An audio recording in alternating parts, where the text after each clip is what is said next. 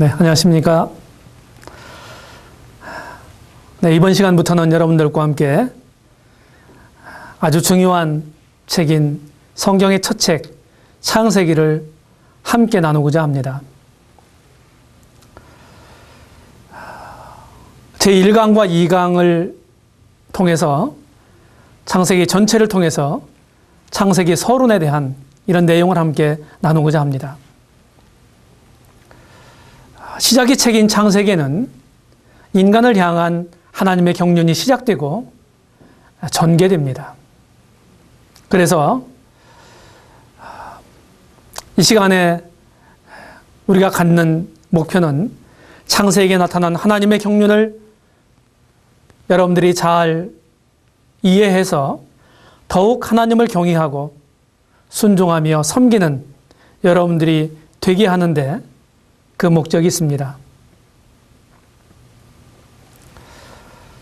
창세기는 성경 전체의 첫 책으로서 매우 중요한 내용을 담고 있습니다. 일명 시작의 책이라고도 불리우는 창세기에는 마치 모짜리판과 같이 진리의 기원을 이 본서에서 찾을 수가 있습니다. 인생들의 부질없는 철학적인 질문에 대한 명쾌한 답을 가지고 있는 책이 바로 창세기입니다. 인생의 기원과 위치와 목적을 발견할 수 있는 책이며 거기로부터 인생의 존재 가치를 발견하고 어떻게 살아야 할 것인가에 대한 답을 얻습니다. 창세기는 태초에 하나님이 천지를 창조하시니라 라는 장엄한 말로 시작됩니다. 많은 사람들은 우주의 기원에 대해서 설왕설래했습니다. 세상에 많은 책들이 있고 많은 사람들이 있지만 창세기처럼 이렇게 간명한 말투로 우주의 신비를 벗기는 책은 없습니다. 우리는 창세기를 통해서 우주의 기원을 분명하게 알 수가 있는 것입니다. 태초에 하나님이 천지를 창조하시니라. 이 얼마나 위대하고 장엄한 말씀입니까? 우리는 첫 번째 시간에 창세기 인문을 먼저 한번 살펴보고 창세기에서 말씀하고 있는 메시아 예언을 간추려서 생각해 보겠습니다. 그리고 두 번째 시간에서는 시작의 책인 창세기의 시작과 그리고 성경의 마지막 책인 계시록의 완성을 서로 대조하면서 생각해 보겠습니다. 50장에 걸쳐서 말씀하고 있는 창세기의 주된 메시지가 무엇인지를 우리는 마지막 단락에서 정리해 보겠습니다. 그럼 우리는 창세기 인문을 먼저 생각해 보겠습니다. 창세기는 이미 말씀을 드린 것처럼 시작의 책으로서 모든 것의 기원에 대한 기록이 있는 책입니다. 그러면 창세기를 누가 기록했느냐 하는 것을 한번 생각해 보겠습니다. 도말할 나위 없이 출애굽의 리더 바로 모세라고 하는데 대해서 이견이 없습니다.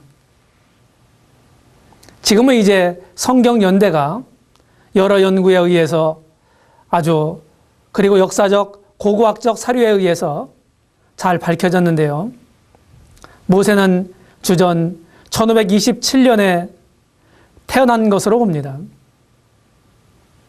그리고 출애굽 40여 년의 여정을 광야 여정을 끝내고 1406년에 향년 120세에 하나님의 부름을 받은 것으로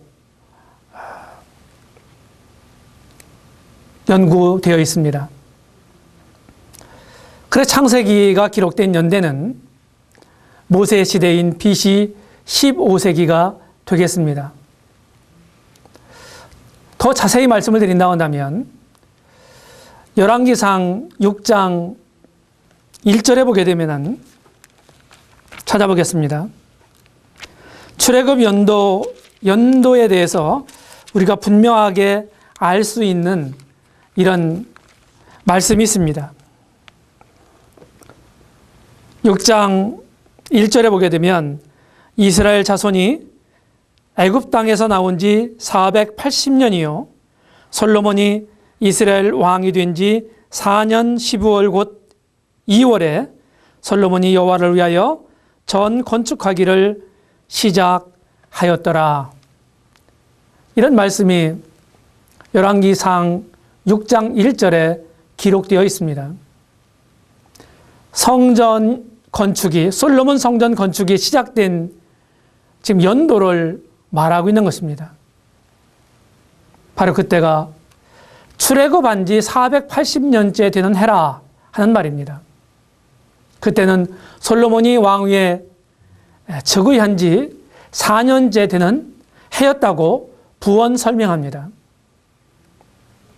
그렇다고 한다면 우리는 이 말씀을 가지고 정확한 출애굽 연대를 계산해 낼 수가 있습니다.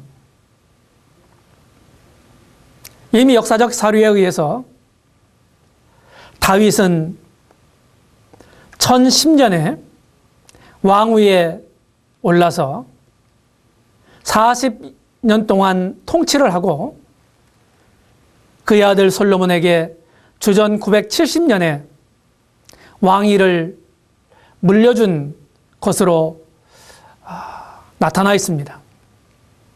그러므로 솔로몬은 주전 970년에서 그도 부왕 다윗과 같이 40년 동안 통치를 했습니다.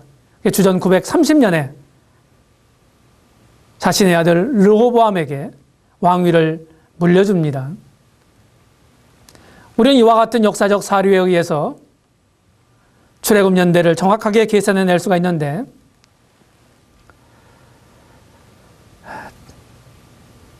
성전 건축한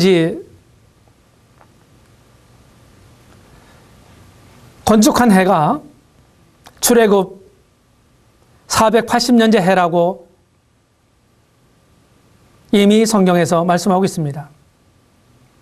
솔로몬 왕이 970년에 왕위에 올랐기 때문에 솔로몬이 왕이 된 지 채의 4년에 성전 건축이 시작됐다고 말씀했기 때문에 970년 빼기 4년을 하게 되면 866년이 되는 것입니다. 그 866년에다가 출애굽한 지 480년이기 때문에 그것을 더하면 1446이 나옵니다. 바로 이 연대가 다시 말하면 주전 1446년이 모세가 이스라엘 백성들을 애굽에서 이끌어내서 홍해를 건너고 했던 바로 출애굽 연대가 되는 것입니다. 창세기 배경은 그래서 창세기 배경은 주전 4000년부터 요셉의 죽음 때까지를 기록하고 있기 때문에 1800년 정도로 봅니다. 자료에 의하면 요셉은 주전 1805년에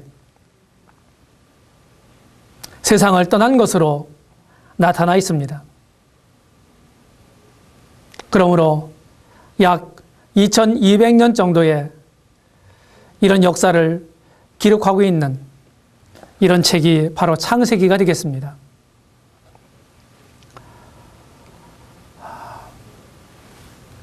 모세가 쓴 5권의 성경이 있습니다. 우리는 그것을 가리켜서 모세오경이라고 그러죠. 모세오경 중 창세기 그리고 출애굽기, 레위기 이 3권의 책은 이스라엘 백성들이 시내 광야에서 약 1년여 동안 유진하는 가운데 있었습니다. 그때 하나님으로부터 율법을 받고 그리고 성막에 대한 식양을 받고 그리고 건축한 기간입니다. 바로 그 기간에 이 세 권의 책이 기록됐다고 보는 것입니다. 그 창세기와 출애굽기와 레위기는 BC 446년에서 445년 사이에 기록됐다. 이렇게 보는 것이 정확한 말이 되겠습니다. 그리고 모세오경 중 두 권의 책, 민수기와 그리고 신명기서는 광야 40년의 여정을 마친 다음에 요단 동편에서 기록된 것으로 봐야 되기 때문에 1406년 정도로 보는 것입니다. 참고로 말씀을 드렸습니다. 그럼 내용에 관한 사항을 보겠습니다. 창세기는 50장에 걸쳐서 기록되어 있는 아주 방대한 책입니다.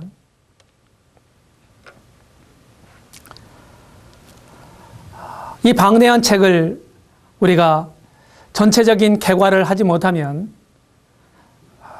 이해하는 데 매우 어렵게 될 것입니다. 창세기의 내용은 네 사건과 네 인물에 대한 기록입니다. 네 사건에 대한 기록은 1장부터 11장까지에 대한 기록입니다. 우리는 이 부분을 성경 고대사라고 말합니다. 기간은 약 2000년 정도의 시간이 소요됩니다. 그 다음에 창세기 후반 부분은 12장부터 50장까지에 있는 내용인데 바로 이 내용은 네 인물에 대한 기록입니다. 아브라함의 부르심으로부터 시작해서 요셉의 죽음으로 끝나는 이 단락의 내용은 네 인물에 대한 기록입니다. 약 300년 동안의 기간에서 일어났던 일들을 기록하고 있죠. 네 사건은 창조, 타락, 홍수, 바벨탑 이렇게 정리할 수가 있습니다. 우리가 창조의 사건에서 배울 수 있는 중요한 것은 역시 에덴 동산입니다. 에덴 동산에 대한 내용이 창세기 1장과 2장에서 말씀하고 있습니다. 그 다음에 이제 3장에 가게 되면 우리 인간들이 하나님이 금지한 선악을 알게 하는 과실을 따먹게 되죠. 그와 같은 내용이 핵심 내용입니다. 타락의 사건을 3장에서부터 5장까지에 있는 내용으로 우리가 구분할 수가 있고 그 다음에 6장부터 9장까지는 노아 홍수에 관한 기록입니다. 거기에서 나타나는 중요한 것이 바로 노아 방주죠. 노아 방주. 그 다음에 노아 홍수가 끝난 다음에 노아의 세 아들과 자부를 통해서 인생들은 또다시 번성하기 시작했습니다. 10장과 11장에 기록되어 있는 내용을 보게 되면 노아의 후예들이 아주 번성해서 그들이 시인할 평화에서 자신들의 이름을 내기 위해서 탑을 쌓고 있는 모습을 보게 됩니다. 그것을 이름하여 우리는 바벨탑이라고 말합니다. 이와 같은 일들이 바로 1장서부터 11장까지에 걸쳐서 기록되어 있는 것입니다. 여기 있는 내용은 인류 역사의 아주 초기에 관계된 일이기 때문에 그리고 창세기에서 아주 간략하게 기록되어 있는 부분이기 때문에 우리가 자세한 내용을 알 수는 없습니다. 그럼에도 불구하고 이 네 사건에 대한 기록을 통해서 우리는 많은 시작에 관한 어떤 것들의 시작에 대한 기원을 우리가 알 수가 있는 것입니다. 그리고 12장에서 아브라함의 부르심으로부터 시작되고 있는 이 내용은 아브라함의 아들, 약속의 아들 이삭과 그리고 그의 아들 야곱과 그리고 그의 11번째 아들인 요셉에 관한 기록이 주된 내용입니다. 이처럼 창세기 내용을 이렇게 우리가 구분해서 생각해 볼 수가 있습니다. 뿐만 아니라 창세기는 시작에 관한 사항을 많이 기록하고 있습니다. 진리의 씨앗이 창세기에 많이 기록되어 있다는 것입니다. 하나님은 이 성경을 통해서 당신의 뜻을 우리 인생들에게 계시하셨습니다. 한 번에 모든 것들을 다 보여주신 것이 아니라 점진적으로 보여주신 것입니다. 처음에 포괄적으로 말씀하고 있고 점점 세월이 흘러갈수록 구체성을 띠게 된 것입니다. 우리는 이와 같은 것을 하나님의 점진적 계시라고 말하는 것입니다. 그래서 어떤 내용에 대한 최초의 언급이 굉장히 중요합니다. 왜냐하면 거기에 그 진리에 대한, 그 가르침에 대한 씨앗이 들어있기 때문입니다. 이 시작에 관한 사항을 우리가 좀 구체적으로 한번 살펴보게 되면 우리는 창세기 1장 1절을 통해서 우주의 시작을 보게 됩니다. 뿐만 아니라 1장 27절을 통해서 우리 인간의 시작을 보게 됩니다. 엿새 동안 하나님께서 창조의 역사를 마치시고 제7째 날에 쉬셨다고는 기록을 통해서 창세기 2장 2절로 3절을 통해서 안식일의 시작을 볼 수가 있는 것입니다. 뿐만 아니라 창세기 2장 22절로 24절을 통해서 가정의 시작을 볼 수 있습니다. 하나님은 맨 처음에 아담 한 사람을 지으셨지만 그가 독초하는 것이 좋지 못하셨기 때문에 그를 위한 돕는 배필 하와를 지으십니다. 그래서 하나님께서는 인류사를 경영하심에 있어서 한 사람이 아닌 한 가정을 통해서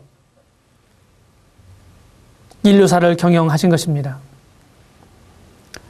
뿐만 아니라 창세기 2장 16절로 17절을 통해서 선악과를 따먹지 말라는 기사를 통해서 인간 사이에 죄가 들어올 수 있는 가능성을, 그리고 3장 6절을 통해서 바로 죄가 인간 사이에 들어왔다고 하는 사실을 우리는 분명하게 볼 수가 있습니다. 바로 죄의 시작을 배우게 되는 것입니다. 하나님이 따먹지 말라고 하는 선악과를 따먹은 다음에 하나님은 곧바로 창세기 3장 15절을 통해서 소위 원시복음이라고 일컫는 여자의 후손을 최초로 약속하십니다. 다시 말씀을 드리면 죄인들의 구속자를, 구원자를, 메시아를 약속해 주시는 최초의 말씀인 것입니다.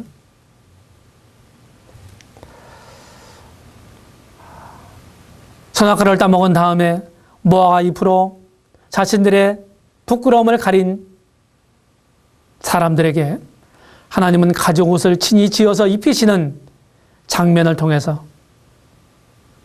하나님이 계획하시는 구속은 하나님의 은혜가 덧입혀져야만 가능하다고 하는 사실을 암시적으로 보여주고 있습니다. 구속 경륜이 타락하기 위해 곧바로 시작된 것입니다. 이 말씀을 드린 것처럼 창세기 3장 15절을 통해서 메시아에 대한 예언의 시작이 시작됐습니다. 이후로 계속해서 이 메시아가 이 땅에 오시고 어떤 모습으로 오시고 이런 내용에 대한 구체성을 가지고 계속해서 점진적으로 계시해 주셨습니다. 창세기 9장 1절로 6절에 보게 되면 바로 인간 정부가 시작되고 있는 모습을 보게 됩니다. 인간 정부. 신약 성경에 의하면 정부는, 권세자들은 하나님의 사자라고 말씀하고 있습니다. 노아 홍수 직후에 하나님은 이 경륜을, 이 원리를 노아에게 말씀하셨습니다. 하나님이 직접 다스리지 않고 사람들 위에 인간 권세자들을 두어서 그 권세자들을 통해서 사람들을 다스리겠다고 하는 하나님의 경륜인 것입니다. 창세기 11장 1절 이하에 보게 되면 바벨탑 사건이 나오는데 그때까지 온 땅에 구음이 하나다, 언어가 하나라고 말씀하고 있습니다. 그런데 바벨탑 사건을 통해서 하나님은 그것을 심판하셨는데 언어 혼잡이라고 하는 심판을 통해서 그들의 죄를 징벌하셨습니다. 이때부터 방언이 시작됐습니다. 다시 말하면 이 방언은 외국어입니다. 그래서 각기 언어가 소통되는 사람들끼리 뿔뿔이 흩어졌던 것입니다. 뿐만 아니라 창세기 11장 10절 이하에 보게 되면 한 민족의 시작이 있게 됩니다. 다시 말하면 아브라함의 그 조상들에 대한, 선민 이스라엘의 그 조상들에 대한 기록을 우리는 보게 되고, 그리고 열방들이 어떻게 시작됐나 하는 것에 대해서 우리는 보게 되는 것입니다. 뿐만 아니라 창세기 12장 1절 이하에서 아브라함에 대한 약속을 통해서, 소명을 통해서 하나님의 지상 선민인 이스라엘의 시작을 보게 되는 것입니다.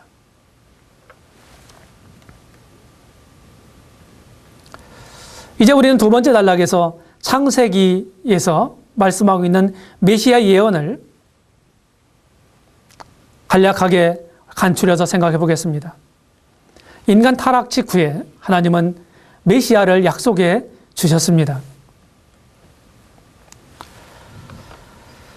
메시아의 약속은요, 우리 인생들이 잘못한 것에 대해서 참된 사람이 그 문제를 해결해야 된다고 하는, 그래야만 하나님의 인간 원래 창조의 목적을 회복할 수 있다고 하는 사실입니다. 그래서 바로 여자의 후손을 약속해 주신 것입니다.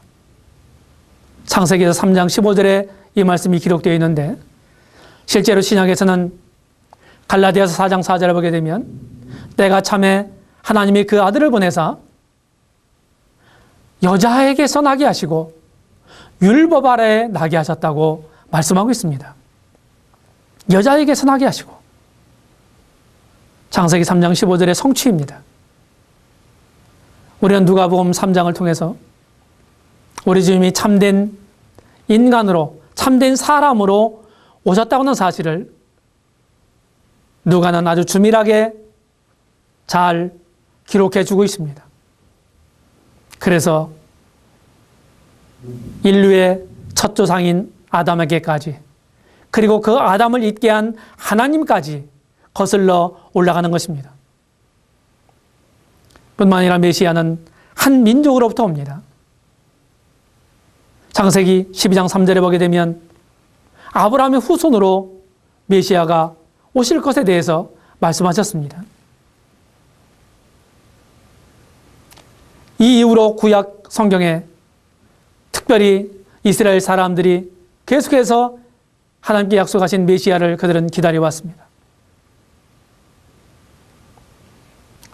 온 인류의 메시아이신 예수 그리스도, 그분의 오심에 대한 기록을 마태는 그의 복음서 1장 1절로 2절에서 그렇게 기록하고 있습니다. 아브라함과 다윗의 세계, 다윗의 자손 예수 그리스도의 세계라, 이렇게 마태복음은 시작되고 있는 것입니다. 아브라함이 이삭을 낳고 이삭이 야곱을 낳고 이렇게 시작되는 것입니다. 그리고 뿐만 아니라 한 지파에서 오실 것을 말씀하셨습니다. 이스라엘 중에서도 한 지파. 창세기 49장 10절에서 유다의 자손에서 오실 것에 대한 예언적 말씀입니다.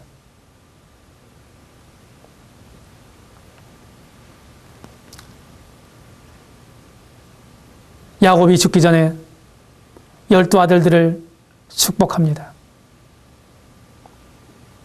유다에 대해서 말하기를 그는 홀이라고 말합니다. 홀은 왕이 가지고 있는, 잡고 있는 조그만 쥐봉과 같은 그런 것을 말하는 것이죠. 마태복음 1장 3절에서 바로 메시아는 첫 아들 루벤 지파가 아니라 또 야곱이 그렇게 사랑했던 요셉의 지파가 아니라 바로 레위 지파가 아니라 유다 지파로부터 오신 것에 대해서 분명히 말씀하고 있는 것입니다. 뿐만 아니라 메시아의 모형을 우리는 볼 수가 있어요. 사물을 통해서 우리가 볼 수가 있고 그 다음에 인물을 통해서도 메시아에 대한 모형을 찾아볼 수가 있습니다. 성경에는, 구약 성경에는 모형이 굉장히 많이 나타나 있습니다. 모형이라고 하는 것은 모형이 있다고 하는 그 전제는 실체가 있다고 하는 얘기입니다. 그 실체를 어떤 모형물을 통해서, 모형적인 사건을 통해서, 모형적인 인물을 통해서 나타내 주시는 것입니다.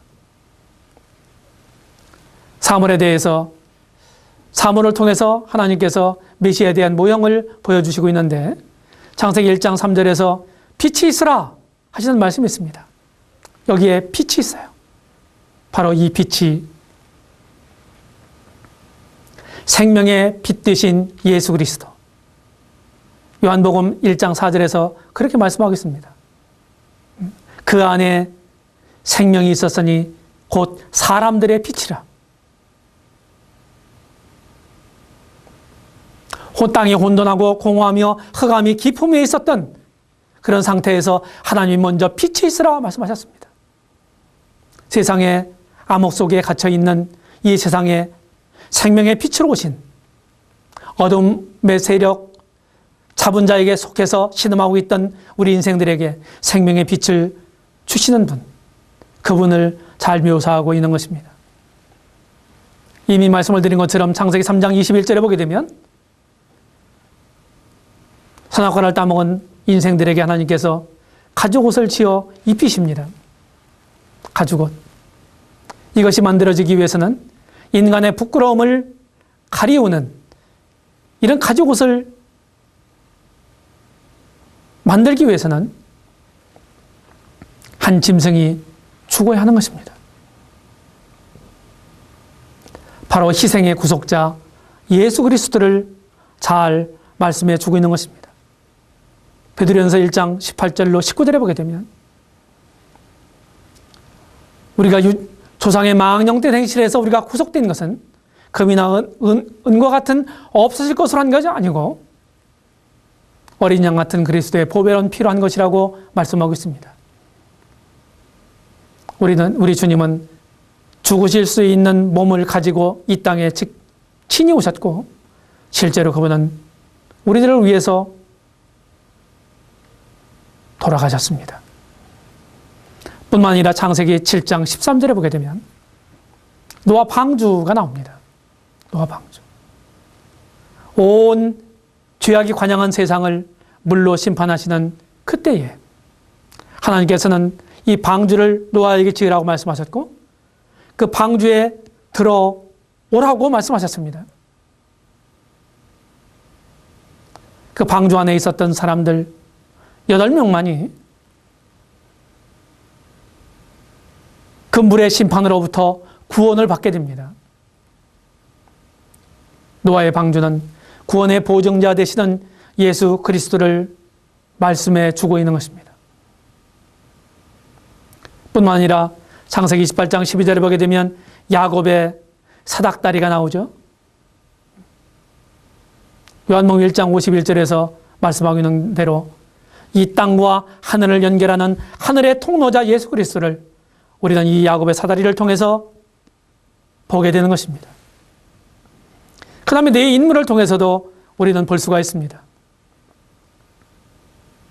먼저 첫사람 아담이 있습니다. 창세기 2장 21절에 아담이 나오죠. 이 아담.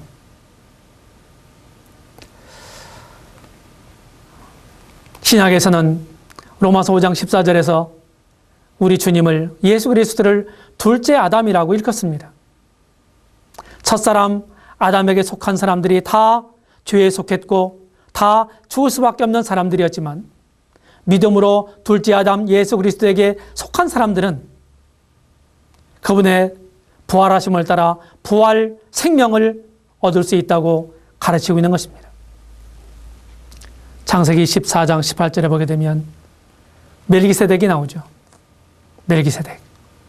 특별히 히브리서에서 예수 그리스도는 바로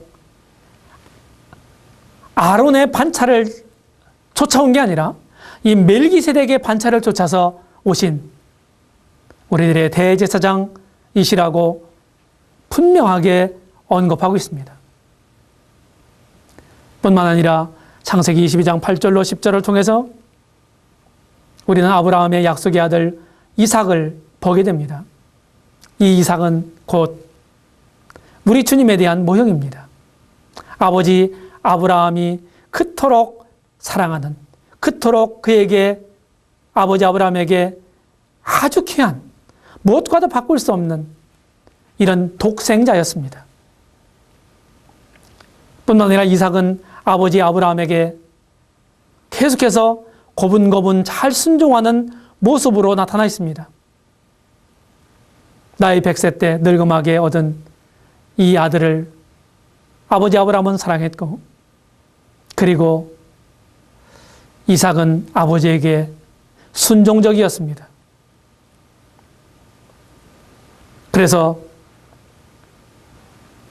히브리서 5장 8절로 9절을 보게 되면 히브리서 기자가 우리 주님을 소개하기를, 모세는 사원으로서 하나님의 집에 충성했지만 우리 주님은 예수 그리스도는 아들로서 충성했다고, 순종했다고 말씀하고 있습니다. 그 순종하심으로 우리 구원의 근원이 되셨다고 말씀하고 있습니다. 뿐만 아니라 창세기 45장 7절 이하에 보게 되면 요셉이 나옵니다. 요셉은 아버지 야곱의 사랑하는 아내 라헬의 소생입니다. 형들과 나이 차이가 분명히 있었습니다. 그래서 늦둥이를 얻었죠. 사랑하는 아내로부터. 그래서 요셉이 특별히 야곱의 사랑을 독차지했던 것입니다. 아버지의 사랑을 받는 자였습니다. 그리고 요셉은 형들의 시기 질투로 인해서 애굽으로 팔려가죠. 고난받는 모습을 요셉을 통해서 보게 됩니다. 형들의 미움을 받아서. 그리고 그런 고난 끝에 애굽에서 그는 권세와 영화를 얻습니다. 그리고 그의 식솔들을 다 먹여 살리는 바로 구원자 역할을 하게 됩니다. 이와 마찬가지로 우리 주 예수 그리스도도 고난 후에 영광을 받은 우리 주님을 요셉은 잘 보여주고 있는 것입니다. 이처럼 창세기는 메시아이신 우리 주님에 대한 모형으로 가득 차 있습니다. 성령의 주인공 예수 그리스도, 이분에 대한 이와 같은 기록이 창세기를 통해서도 우리가 많이 발견할 수가 있다고 하는 것입니다. 네, 첫 번째 시간은 여기서 마치고 계속 이어서 다음 두 번째 시간에 창세기 서론에 대한 내용을 함께 나누겠습니다. 감사합니다.